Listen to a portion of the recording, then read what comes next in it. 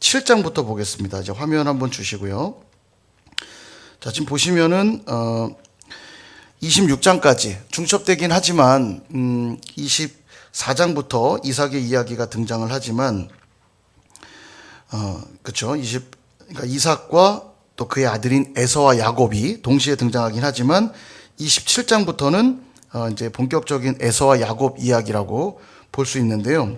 옆에 성경도 같이 갖고 계시죠? 오늘도 성경을 보면서 조금 따라갈 건데 보시면은 이제 27장을 한번 펴볼게요. 창세기 27장.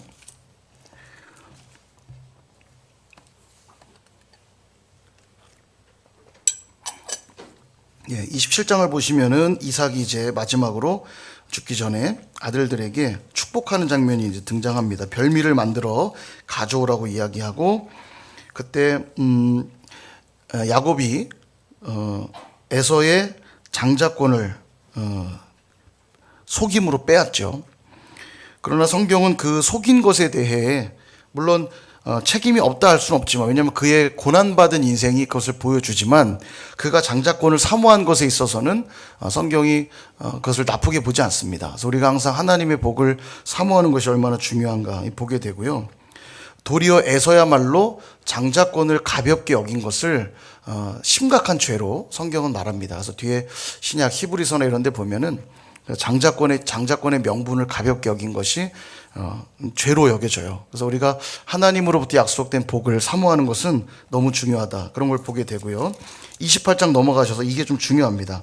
28장 이제 야곱의 본격적인 이야기가 시작이 되는데 이 사건으로 에서가 야곱을 죽이려고 하잖아요. 도망을 치죠. 외삼촌이 있는 밧단 아람으로 이제 도망을 치는데 그 떠나는 자리에서 베델이라고 하는 곳에 도착해서 잠이 들게 되고요. 꿈을 꾸게 돼요. 12절을 보시면 꿈에 본즉 사닥다리가 땅 위에 서 있는데 그 꼭대기가 하늘에 닿았고 또 본즉 하나님의 사자들이 그 위에서 오르락 내리락 하고 이런 환상을 봅니다. 그리고 약속을 주세요. 그 약속이 14절과 15절인데 베델의 또 약속이죠. 이게 중요합니다.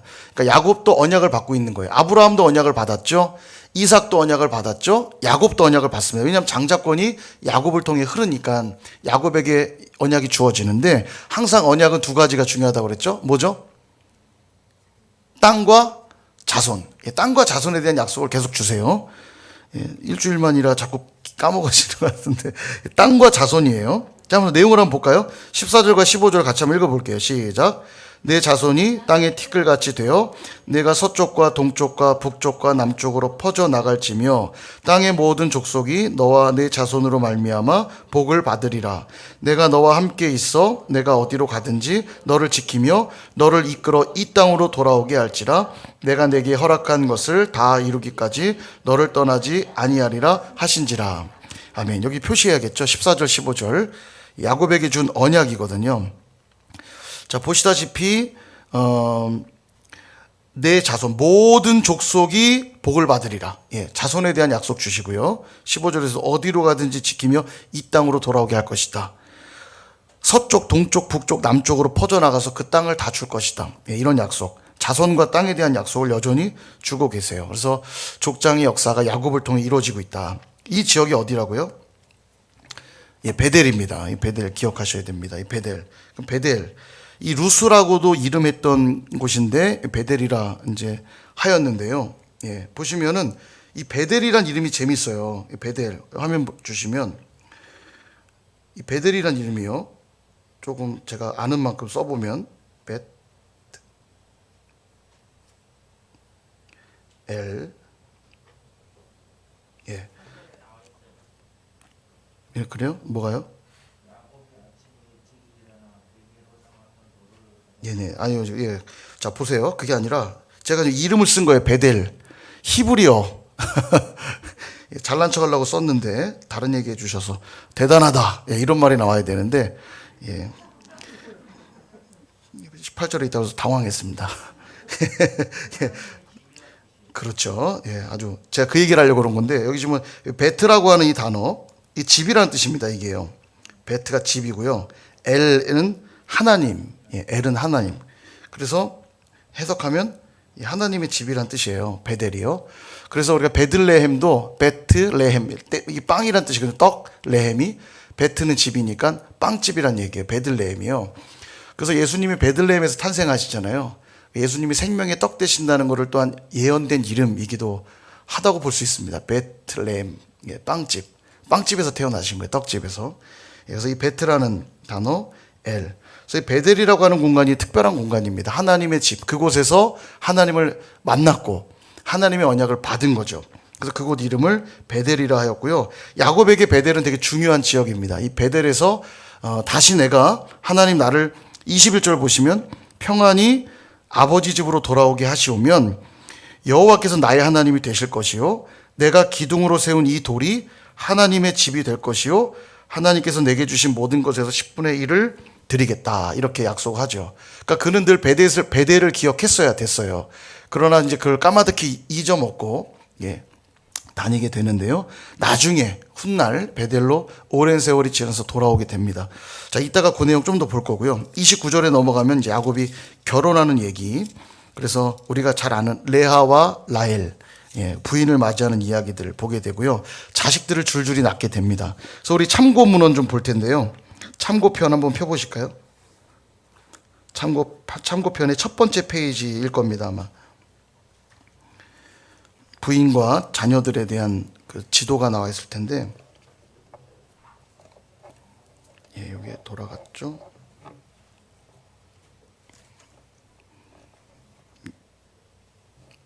최악의 상황입니다. 화면이 옆으로 돌아가서 이게.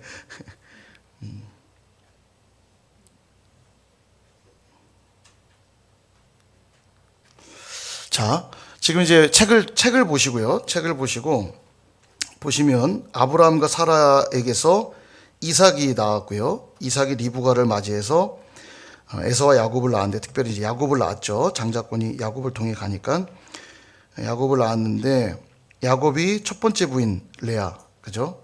두 번째 부인은 라헬인데, 그들의 각각 몸종들이 있었습니다. 레아에게는 실바가 있었고요. 라헬에겐 비라가 있었고. 그래서 이 말하자면 부인이 넷이에요. 부인이 넷인데 네 부인에게서 자녀들을 낳죠. 근데 이제 요것이 성경에는 지파로 발전하게 되잖아요. 12지파로 발전하게 되기 때문에 이 12아들을 기억하는 것은 성경을 읽을 때 상당히 도움이 많이 됩니다. 그래서 역시 또 이걸 기억할 필요가 있습니다. 정 안 외워지시는 분은 안 외워도 되지만 또 외울 수 있는 분들 위해서 팁을 드려야겠죠. 자, 보시면 자녀 낳은 순서대로 지금 있는 거예요. 루벤, 시므온, 레위, 유다. 여기까지 레아가 순서대로 낳고요. 그랬더니 라헬이 자기는 자식이 없으니까 셈이 나서 자식을 못 낳는 상황이라 빌하를 들여보내요. 그래서 단과 납달리를 낳게 되고, 그랬더니 레아가 또 경쟁이 붙어서 실바를 넣어서 갓과 아셀을 낳습니다. 그리고 또 사모해서 레아가 이사갈과 스불론을 낳아요. 나중에 보면 이제 합한 채를 뭐 넘겨받고 주고받고 이러면서 거래를 하거든요. 동생하고. 그래서 이사갈과 스불론을 낳게 되는데, 그리고 나서야 라헬이 이제 드디어 요셉과 베냐민을 낳게 되죠. 근데 이 야곱이 라헬을 특별히 사랑했기 때문에 요셉을 굉장히 사랑했습니다. 나중에 요셉을 통해서 장자권이 이어지게 되는데요. 자, 이 12아들들을 어떻게 기억하시냐면 앞자만 따서 외우시는 거예요. 르시레유, 르시레유. 충청도 사투리 같죠? 르시레유. 그 다음에 단납, 그 다음에 가사, 이스요베. 이렇게. 이것도 4개씩 끊어 외우면 제일 좋습니다. 르시레유, 단납가사, 이스요베. 그래서 앞에 네 아들과 뒤에 네 아들은 정실 부인들이 낳은 자식들이고요. 가운데 네 아들 중에 반반씩 나눠서 첩이 낳은 아들들이죠. 르시레유, 단납가사, 이스요베. 이렇게 12아들이 지파로 발전을 하는데, 물론 이제 나중에 12지파는 조금 달라져요. 뭐가 달라지냐면 레위는 지파에서 빠지게 됩니다. 왜냐하면 레위는 하나님의 성전 일을 맡는 자들로 발탁되기 때문에 지파에서는 배제가 돼요. 그리고 요셉이 장자권을 받기 때문에 율법에 보면 장자에게는 2배를 주게 돼 있거든요. 기업을 2배로 주게 돼 있어요. 그래서 요셉이 낳은 아들 므낫세와 에브라임에게 각각 한 지파씩 할당해 줘요. 그래서 12지파가 되는 거죠. 그래서 그때는 르시레유, 단납가사, 이스 요베에서 요자를 빼고 므낫세 에브라임만 되면 12지파가 이제 나오는 거죠. 레위도 빼야겠지만 이렇게 하면 12지파가 쉽게 기억이 나고요. 성경을 읽으면 지파의 기가 굉장히 많이 나옵니다. 그리고 친밀한 지파끼리 잘 엮거나 같이 움직이는 형태를 많이 보여줘요. 그래서 이 순서대로 외우시면 도움이 많이 됩니다. 르시레유 한번 해볼까요? 르시레유, 단납가사, 이스요베. 예, 요게 말이 되게 이상하지만 자꾸 하면 입에 꽤 붙어요. 기억이 납니다. 르시레유, 단납가사, 이스요베. 예. 자, 이렇게 기억하시면 되겠고요. 그래서 이제 아까 31장까지가 결혼하고 그 다음에 자녀를 낳은 이야기들이 이어집니다. 자세한 내용들은 집에서 읽어보시면서 재밌게 좀 살펴보시면 될 것 같고요. 그 다음에 32장으로 넘어가면 중요한 사건이 또 하나 등장하죠. 이 사건은 야복강에서의 일들입니다. 야복강 하면 씨름이 생각나시죠? 하나님의 천사와 야곱이 씨름을 하는데 그 계기는 뭐냐면 우리가 알다시피 에서가 군사 400명을 데리고 와 있는 걸 보고는 두려운 나머지, 근데 이때 야곱이 좀 비열한 모습을 보여요. 예, 자기는 남고 계속 그 아내와 자식들, 종들만 이렇게 앞서 보냅니다. 자기 소유들과 끝까지 자기 혼자 마지막까지 남는데, 마지막 남아서 32장 24절 보면 야곱은 홀로 남았더니 어떤 사람이 날이 새도록 야곱과 씨름하다가, 이 어떤 사람하고 씨름을 하죠. 하나님의 사람인데 25절을 보시면 자기가 야곱을 이기지 못함을 보고 그가 야곱의 허벅지 관절을 치매 야곱의 허벅지 관절이 그 사람과 씨름할 때 어긋났더라. 그래서 옛날 성경에 환도뼈라고 그렇게 나오는데 허벅지 관절 이렇게 이제 우리 개정에서는 바뀌었죠. 이 일로 평생 야곱은 절뚝거리며 걷게 됩니다. 자, 그런데 재미난 건 뭐냐면 26절에 내게 축복하지 아니하면 가게 하지 않겠나이다. 끝까지 물고 늘어집니다. 그러자 27절에 이름이 뭐냐? 야곱입니다. 그렇게 말하자 28절, 여기 이제 중요하죠. 28절 표시하시고요. 내 이름을 다시는 야곱이라 부를 것이 아니요 이스라엘이라 부를 것이니 이는 내가 하나님과 미 사람들과 겨루어 이겼음이니라. 자, 이 이름이 바뀜으로써 이제 그가 12지파의 조상으로서 출발을 하는 겁니다. 이스라엘이라고 이제 이름하잖아요. 야곱으로부터 시작되는 거죠. 근데 이 재밌어요. 이스라엘이라는 이름의 뜻이 뭐냐? 하나님과 및 사람들과 겨루어 이겼다. 하나님을 이겼다. 이런 이름이래요. 재밌죠? 예. 하나님과 싸워 이길 수 있습니까? 예. 이길 수 없잖아요. 하나님하고 뭘 싸워 이깁니까? 그리고 이 내용만 봐도 지금 누가 이겼어요? 허벅지 관절이 박살나가지고 절뚝거리는 사람이 진 거 아니에요? 예. 그걸 말씀하시는 거예요. 야곱은 늘 자기의 어떤 강한 의지를 가지고 자기 의를 가지고 평생 살았던 사람이거든요. 속여서라도 얻고 싶은 걸 얻어야만 했고 욕심이 많은 사람이었습니다. 굉장히 욕심 많았는데 그랬던 그의 허벅지 관절을 치신 사건은 그거 말씀하시는 거예요. 너를 쳐서 복종시키는 것이 하나님 앞에 이기는 삶이라는 걸 상징적으로 보여주는 겁니다. 우리에게도 이게 참 교훈이 돼요. 우리의 이름도 야곱에서 이스라엘로 늘 바뀔 필요가 있습니다. 나의 고집대로 나의 옛 모습으로 옛 자아대로 살면 안 되고 우리 안에 계신 성령으로 말미암아 새 사람으로 살아야죠. 성령께서 우리 안에 이기시도록 늘 내어드리는 자가 진짜 이기는 자라는 걸 우리에게 교훈하고 있는 겁니다. 그랬을 때 그는 믿음의 조상이 되는 거예요. 12지파의 출발점이 되는 거죠. 여러분 가정 안에서 믿음의 가정으로 세워지기를 기도하시는 분들이 많이 계실 겁니다. 기도 제목도 제가 이렇게 보면서 기도하다 보면 믿음의 계보를 잇게 하소서, 믿음의 가문을 세우게 하소서, 너무나 귀한 기도 제목이에요. 계속 그렇게 기도하시고요. 또 그렇게 되기 위해서는 썩어진 미랄들이 꼭 필요합니다. 늘 나의 그 강한 허벅지 관절과 같은 것을 주님 앞에 늘 쳐서 복종시키는 게 필요해요. 가족들의 구원을 위해, 가족들의 신앙을 위해 내가 더 희생하고 헌신하는 노력들이 필요합니다. 복음 앞에 철저하게 무너지는 모습들을 보여줘야 돼요. 내가 더 누리려 하고 가지려 하는 모습들을 가지고는 가장 가까운 사람들을 설득하기는 더 어려워요. 그렇잖아요. 가까운 사람들에게는 일거수일투족을 다 보여주기 때문에 더 힘든 것 같아요. 그래서 늘 성령 안에서 내가 꺾이는 모습들 필요하지 않나 그런 생각이 좀 들고요. 그렇게 야복강 이스라엘 계명을 지나서 33장에서 에서를 만나게 되고요. 그 다음에 34장. 예, 여기 또 중요한데 제가 여기선 요약본에서는 빼놨는데요. 34장은 디나 사건. 디나가 이제 딸인데 디나가 굉장히 아름다웠던 것 같아요. 그래서 디나가 1절을 보면 34장 1절을 보면 딸들을 보러 그 땅의 딸들을 보러 나갑니다. 이제 세겜이란 지역에 잠깐 머물고 있을 때인데 그 지역의 딸들을 보러 나갔다가 2절에 하몰의 아들 그 땅의 주장 세겜, 이 세겜이란 자가 그를 강간하여 욕되게 하는 일이 벌어지죠. 예, 충격적인 일들이 벌어지고요. 13절을 보면 야곱의 아들들이 세겜과 그의 아버지 하몰에게 속하여 대답하였으니 이는 세겜이 그 누이 디나를 더럽혔음이라. 야곱의 아들들이 이제 세겜하고 이제 협상을 하는 과정이에요. 그래서 이제 복수를 할 준비를 하죠. 그래서 그들하고 이제 잘 관계를 맺는 것처럼 속여놓고는 우리는 할례 받지 않은 자들하고 함께 할 수 없다. 너희들이 다 할례를 받는다면 우리가 디나를 너에게 줄 것이고 같이 우리가 하나가 될 수 있다.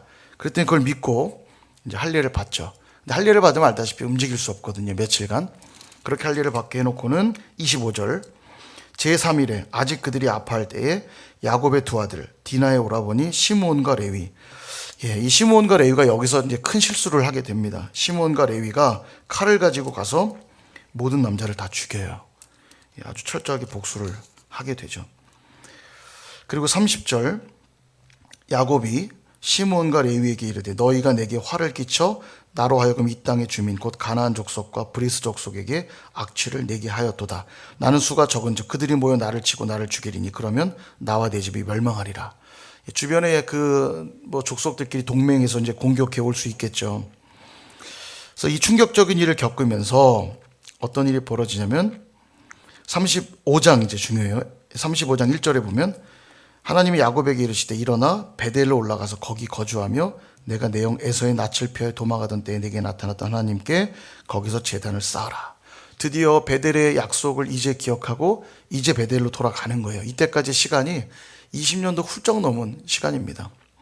그러니까 하나님이 나로 이 땅에 돌아오게 하시면 베델에 가서 제단을 쌓겠다 약속했지만 돌아와서도 세겜이란 땅에 머물렀어요. 베델로 돌아가지 않고. 결국 이런 아픔의 일들을 겪고 나서야 그제서야 이제 정신을 차린 거죠. 그리고 2절로 가서 어떻게 정신을 차렸냐. 2절 야곱이 이에 자기 집안 사람과 자기와 함께한 모든 자에게 이르되 너희 중에 있는 이방 신상들을 버리고 자신을 정결하게 하고 너희의 의복을 바꾸어 입으라. 회개하는 모습이죠. 예, 이방 신상들, 의복, 정결함, 예, 이것들을 강조하고 있습니다. 그리고 이제 베델에 올라가 제단을 쌓자 말하고요. 4절에 보면 모든 이방 신상들과, 그러니까 그들은 그 아들들도 그랬던 것 같아요. 이방 신상들을 갖고 있던 거예요. 그러니까 이제 이들이 얼마나 많이 또 타락해 있었는가 볼 수 있고, 자기 귀에 있는 귀고리들을 야곱에게 주는지라 야곱이 것들을 세겜 근처 상수리 나무 아래에 묻고, 그리고 이제 베델로 나아가게 되죠. 그래서 이 엘베델이라고 하는데 35장 이 엘베델 사건 기억하시면 되겠고요. 근데 이때 이제 라헬과 이제 이삭이 이제 죽게 됩니다. 역시 읽어보시면 아실 거고요. 읽어보시고 이제 36장, 36장에서 에서의 족보가 나옵니다. 에서 역시 하나님의 또 그 계보에 들어있는, 그러니까 하나님의 그 장자의 흐름 속에 있진 않지만 또 하나님의 백성이기 때문에 그의 계보도 소개하고 있어요.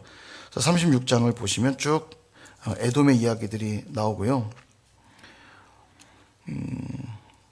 예, 참고하시면 되겠고 한번 읽어보시고요. 막 어려운 이름도 엄청 많이 나옵니다. 옛날에 이제 청소년부 제가 사역할 때 그런 MT 때 그런 게임한 게 생각나요. 여기 보면 어려운 이름 나오거든요. 누가 더 빨리 읽는가 여기 딱 해갖고 시합했는데 여기를 다 제대로 읽는 팀들이 없더라고요. 이름이 뭐 어려워요. 예, 한번 퀴즈하는 마음으로 한번 읽어보시고요. 드디어 이제 37장. 오늘 뭐 야곱까지만 하려고 그러는데 내용이 좀 적기 때문에 제가 조금만 더 갈게요. 이제 본격적인 37장부터가 또 중요합니다. 왜냐하면 새로운 족장이 또 등장하는데 사실 장자는 르우벤이지만 르시레유 그죠? 르시레유 르우벤이 장자지만 이 장자인 르우벤은 큰 실수를 합니다. 그가 이제 장자권을 취하기 원하여서 아버지의 첩을 취하는 일들을 이제 하게 되거든요. 그는 그런 실수를 하고 시므온과 레위는 아까 보셨다시피 디나 사건에서 칼을 들고 폭력을 행사하죠. 예, 그들에게 그런 실수들이 있어요.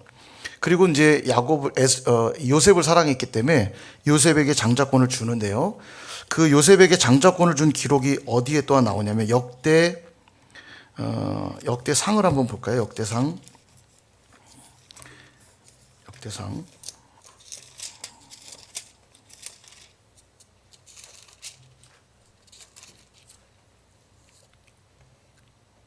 예. 자, 역대상 5장 1절과 2절을 보면 이렇게 기록을 하고 있습니다. 역대상 피셨나요? 구약 616쪽.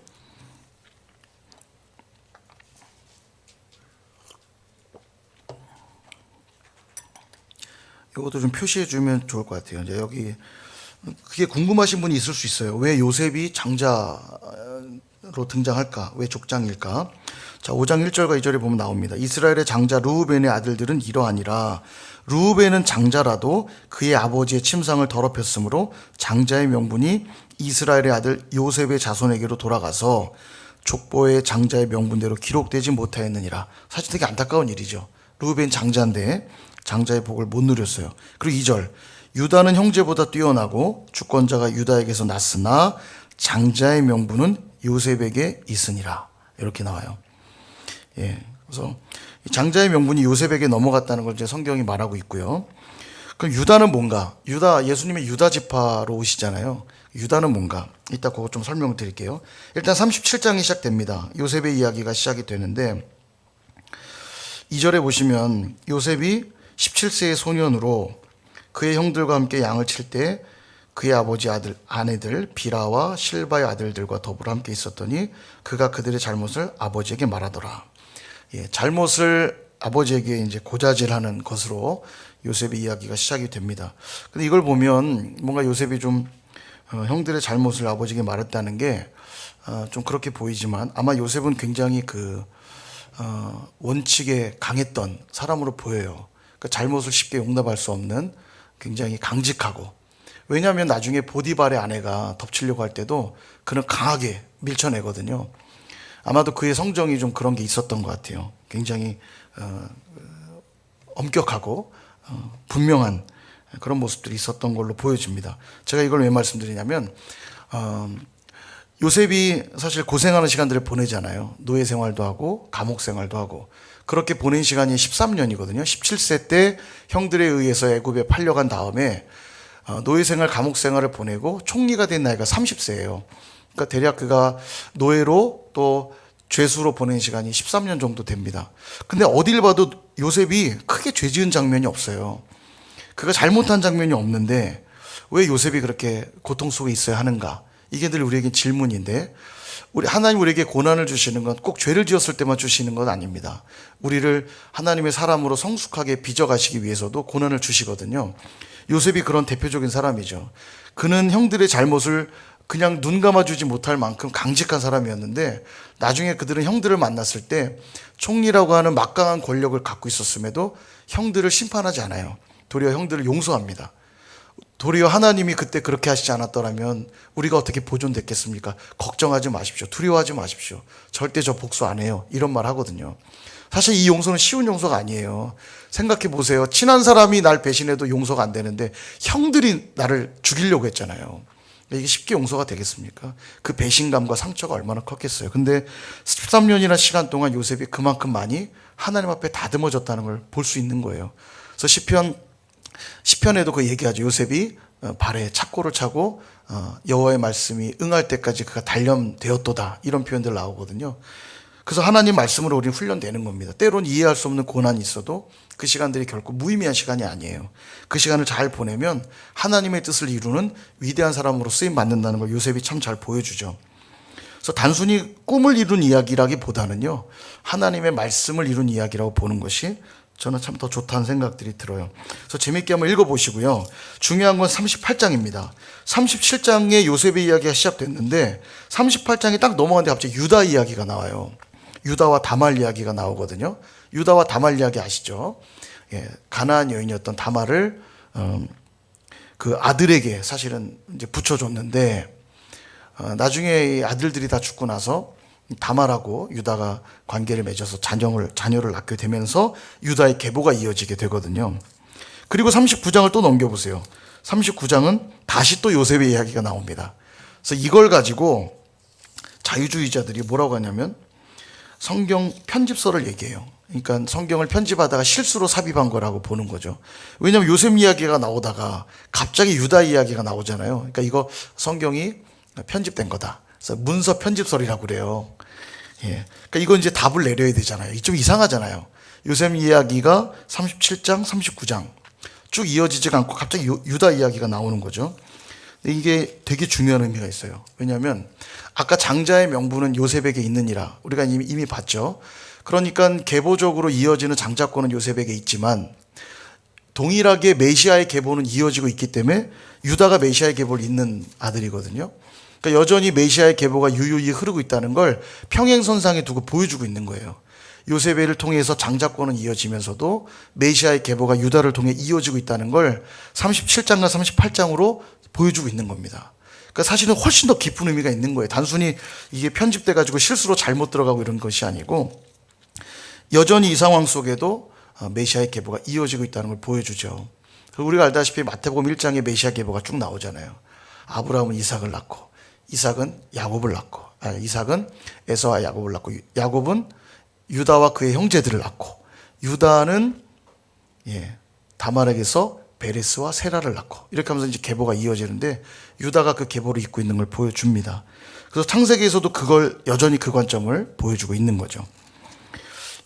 그래서 성경이 보면 볼수록요, 성경의 이야기들이 우리가 생각한 것보다 훨씬 치밀하고 이게 여러 저자에 의해 쓰여졌다 볼 수가 없어요.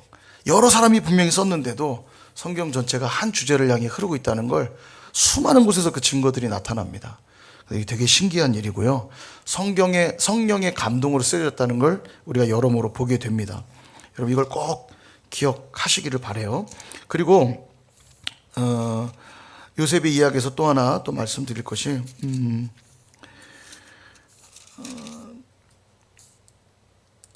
40장에 보시면 감옥에 갇힌 요셉이요. 애굽 왕의 술 맡은 자와 떡 굽는 자들을 만나게 됩니다. 감옥에서. 그들이 이제 감옥에 갇히게 되는데 술 맡은 자랑 떡 굽는 자는 오늘날로 하면 이제 왕의 오른팔 왼팔 같은 자들이에요. 왜냐하면 당시에는 암살범들이 많았기 때문에 왕을 죽이려면 암살을 해야 되잖아요. 그래서 가장 믿을 수 있는 자들이 떡을 맡고 술을 맡는 겁니다. 이제 술상과 밥상을 챙기는 자들이죠. 그래서 이들은 항상 오른팔 왼팔 같은 자인데 정치적으로 굉장히 높은 자들이에요. 근데 왜 요셉이 그들을 만나고 있냐면 그가 갇힌 곳이 어디냐면 정치범 수용소라는 거 알 수 있어요. 왜냐하면 그가 노예 생활했던 보디발, 이 보디발이 이 애굽의 군대 지휘관 같은 자거든요. 그러니까 그가 되게 높은 사람이에요. 그러니까 그가 데리고 있던 노예가 죄를 짓자 그가 가둔 감옥이기 때문에 정치범 수용소로 간 거죠.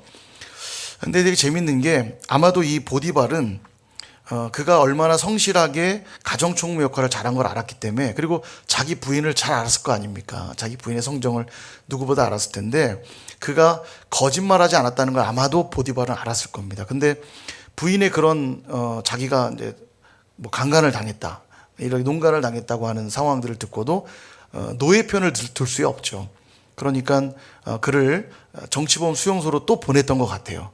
본인이 정치적으로 위상이 있기도 하고, 그러니까 하나님의 그 일하심이요 다 섭리 가운데 있다는 걸 또한 보게 돼요. 하나님 의도적으로 지금 정치범 수용소로 보낸 거거든요. 여기서 또 그는 노예 생활하면서 경제를 배웠다면 정치범 수용소에서 또 정치를 배우는 거죠. 이 정치범 수용소에서 이들을 만나서 이들의 꿈을 해몽해 주잖아요. 그리고 그의 꿈이 정확하게 이루어집니다. 근데 이때 23절에 보시면 아니죠. 어디냐면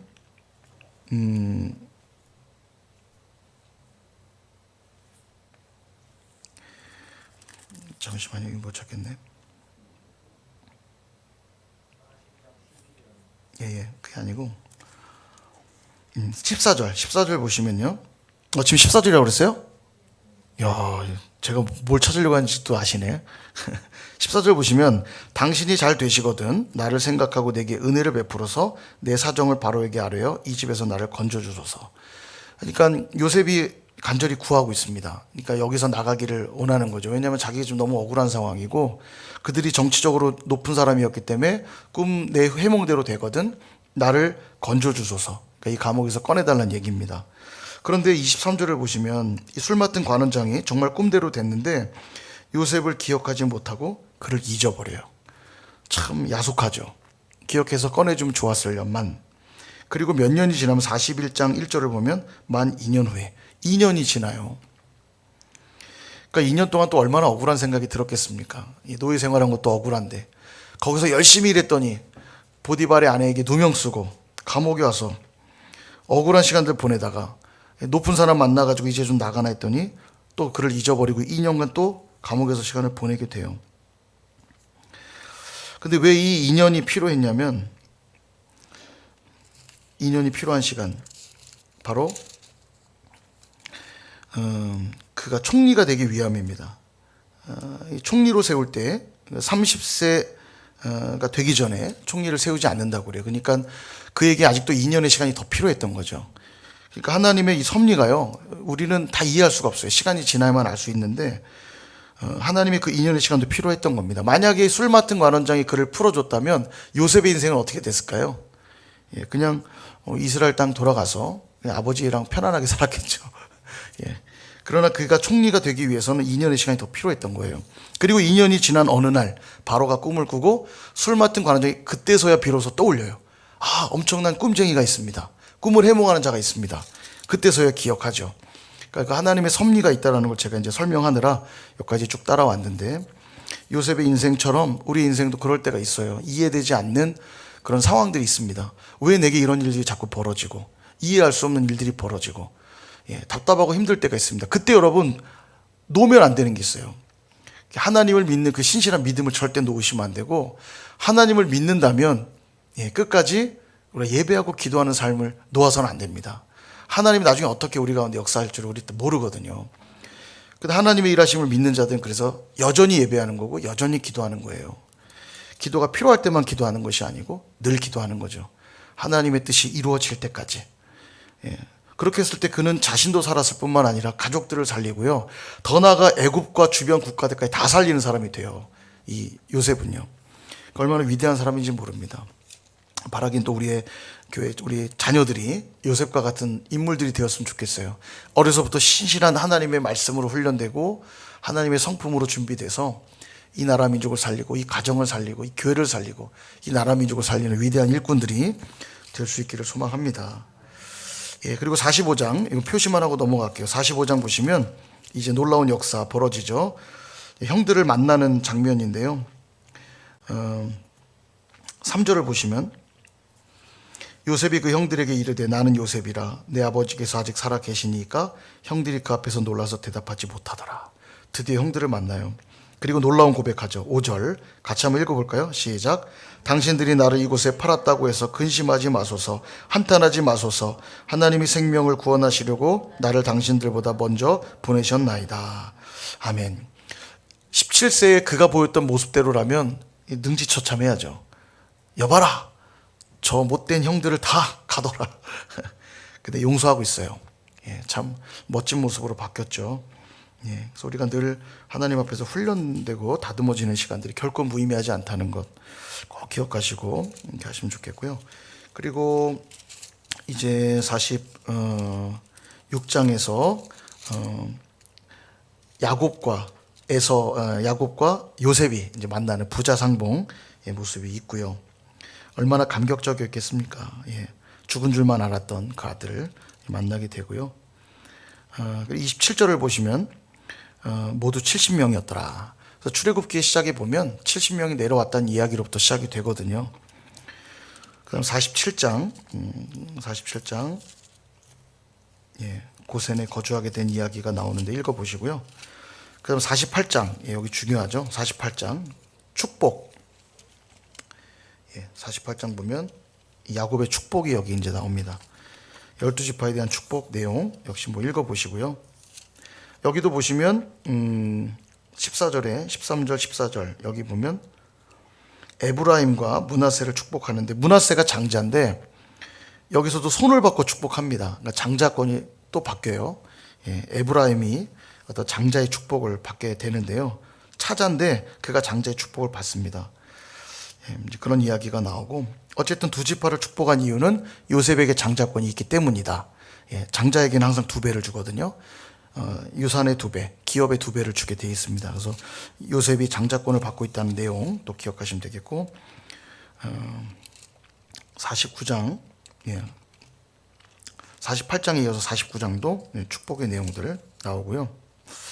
마지막 50장, 50장에서 야곱이 이제 죽게 되고 장례를 치릅니다. 그러고 나니까 아빠가 죽으니까 야 이제 진짜 복수하면 어떡하나 두려워합니다. 또 그랬더니 19절, 요셉이 그들에게 이르되 두려워하지 마소서, 내가 하나님을 대신하리이까. 20절, 당신들은 나를 해하려 하였으나, 아픈 곳을 한번 찌르긴 해요. 당신들은 나를 해하려 하였으나 하나님은 그것을 선으로 바꾸사 오늘과 같이 많은 백성의 생명을 구원하게 하셨나이다. 내가 당신의 자녀들까지 책임지겠습니다. 이런 말을 21절까지 하죠. 그렇게 하면서 50장이 끝나는데요. 이때 이제 재미난 게 마지막 26절입니다. 요셉이 110세의 죽음에 그들이 그의 몸에 향지료를 넣고 애굽에 입관하였더라. 요셉이 죽는 이야기까지 해서 족장 시대가 다 끝을 맺게 되는데요. 25절에 이런 유언을 남겨요. 내 해골을 메고 올라가겠다 하라. 그러니까 요셉은 뭘 믿은 거냐면 하나님이 반드시 우리를 약속한 그 땅으로 들여보내실 거라는 걸 그는 믿었어요. 자기 시대에 이루어지진 않았지만 하나님이 언젠가 반드시 그 약속을 이룰 거라는 걸 그는 믿었고, 땅과 자손에 대한 약속을 믿었고, 그러니까 이 약속하는 겁니다. 내 해골을 꼭 메고 올라가라. 예, 언젠간 이루어질 것이기 때문에. 그래서 이 요셉의 이 해골을 메고 올라가는 약속, 나중에 출애굽할 때 모세가 이걸 들고 갑니다. 예, 그런 표현이 있는 거 모르셨죠? 나중에 한번 읽어볼 때 보세요. 모세가 나갈 때 이 애굽에서 출애굽하면서 요셉의 이 유골함을 들고 나갔다는 기록이 있어요. 예, 그래서 그런 기록들도 재밌게 읽어볼 수 있을 겁니다. 자, 그래서 숙제 조금 많지만 이야기가 흐름을 따라가기 때문에 제가 다 봤습니다. 그래서 열심히 읽으세요. 27장부터 50장까지 창세기를 마무리하도록 하겠습니다. 그리고 창세기가 이제 끝나면서 간단한 퀴즈를 좀 하려고 그러는데, 그러면 이제 뭐 젊은이들하고 좀 레벨 차이가 날 수 있잖아요. 그래서 조를 좀 짜려고 그래요. 조를. 그래서 이제 조를 짜가지고 조별 퀴즈를 하는 거죠. 조별 퀴즈. 그래서 1등한 조에게 시상을 하도록 하겠습니다.